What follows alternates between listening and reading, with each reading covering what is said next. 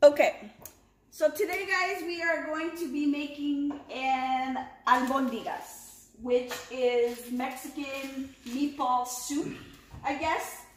And we're doing it, we're going to do two separate batches, because typically you make it with, well, I shouldn't say typically, because a lot of people probably have different variations of it. But we grew up eating them made out of beef. Today we are going to make one version of beef and one version of lamb. This is the lamb that I ordered last year, butchered, and this is what I have left. So that's what we're gonna do.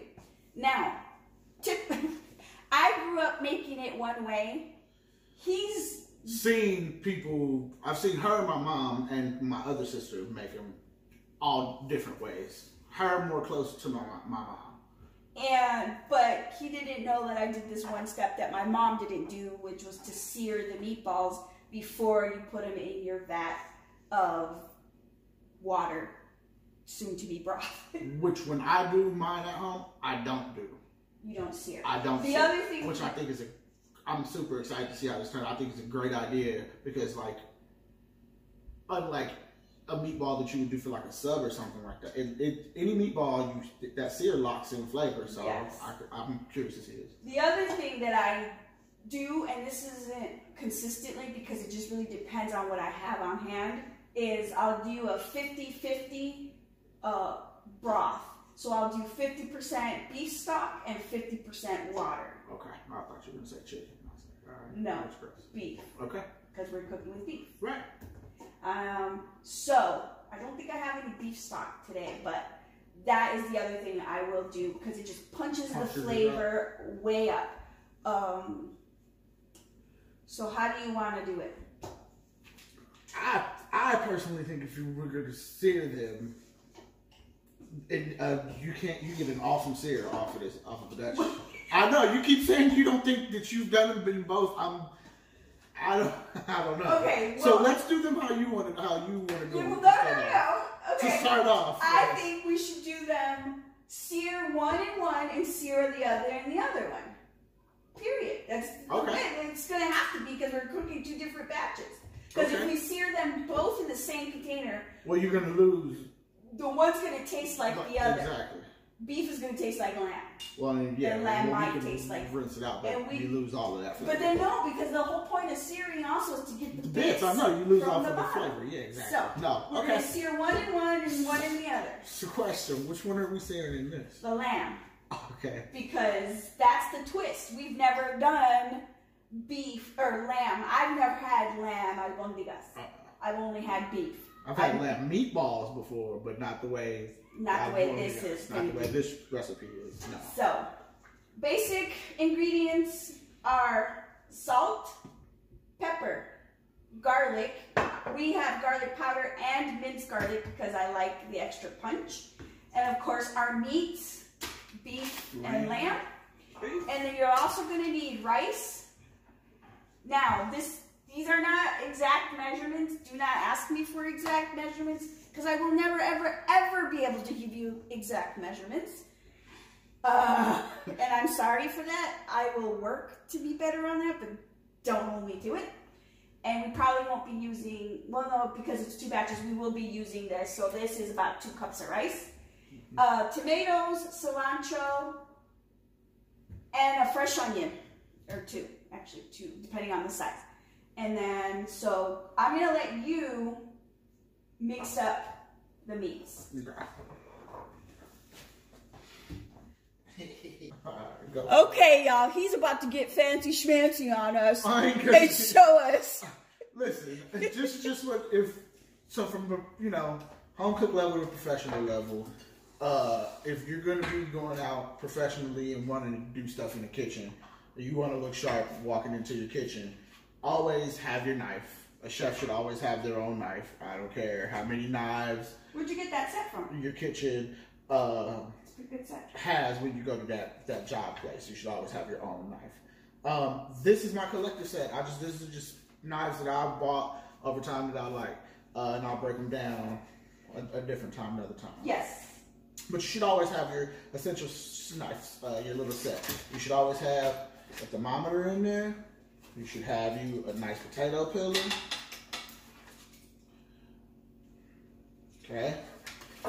A decent sized chef knife. That's it. They always make fun of my knives and say they're not sharp enough. So you want to have a sharp knife. One of the most dangerous things in the kitchen is a dull knife. And then just a nice little working knife that you can deal with. You know, this is a utility chef knife as well. Just for big chopping, small chopping, do what you do. Chop, chop. Chop, chop. What are you chopping? That onion over there. And I actually got this for my birthday this year, and I haven't been able to do much with it, so I'm excited to use it. Do you think you're going to need more than that onion? No, I use half and half, and that should be fine. All right. That should be fine.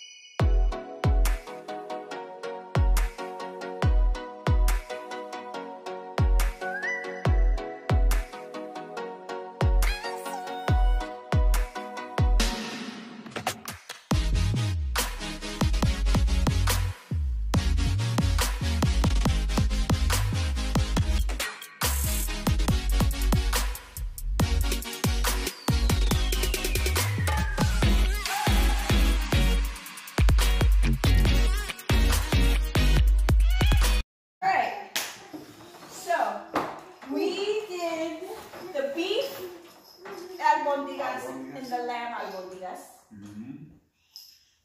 We cooked them. We have officially eaten both of them. We've eaten both of them. You did them seared for the first time. For the first time, yeah.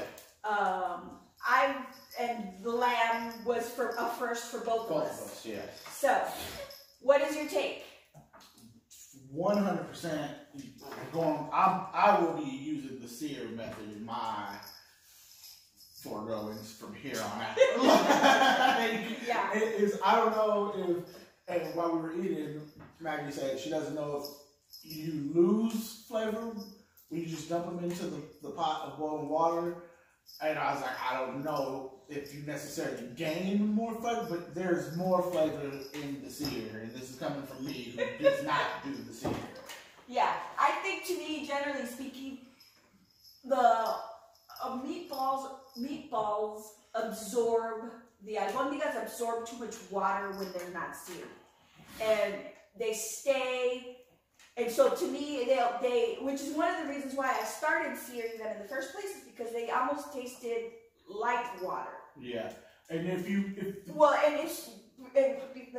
cut you off a minute, and which is one of the reasons why I started adding beef broth, because I was losing the meat flavor in my meatball. Yeah, and hey, leave her alone. With that being said, something Mama. With that being said, if you think about that, what you just said is kind of, because when you start cooking meat, especially when you boil things, how is it cooked? From the outside first. That's a special appearance by my daughter, my newborn, Viv. And then it's the exact opposite of when you are searing something. The first thing you do is that sear locks in the flavor. Yes. So that sear may be preventing water from getting in a little bit. I don't know. But it's still, it keeps it, I do think it does keep it, because it coats it. I mean, the flavor clearly distributes through the whole entire broth. Otherwise, you just have a vat of water floating in meatballs. Yeah. But that's not the case, because it literally turned into a broth. Yeah, you could pluck all the meatballs and all the rice out of there and still drink the broth. Yes, I would do that. With delicious flavor, lots of fat. Okay, question. Which one was your favorite? The lamb. I knew you were going to say that. Hands down, the lamb. And I love my beef. I wanted that lamb broth. And that lamb was something else. Come here, Mama. So, I would have to agree. The lamb, it takes it from yummy, delicious peasant food to like a hierarchy. It just elevates it. Like if we were to say, I'm going to put Albondigas on the menu, you would have to say that lamb Albondigas. I mean, no one's just gonna go. They're like meatballs and. Well, they would, because the beef ones were delicious. Yeah, but to me, I think the beef ones would be like, you know how when you go to like Olive Garden and you get the choice of soup and salad? Oh. That would be to me what the beef albondigas would eat. Yeah, you could go to what you eat. Yeah. And except for the lamb ones would be their own entree. The lamb are the breadsticks. which is what everyone goes there for anyway. So yeah, it was off the chain. It was off the hook. And they were good. They were good. My cravings have been done. Get her out this bathroom. How you doing, girl? Get out of there.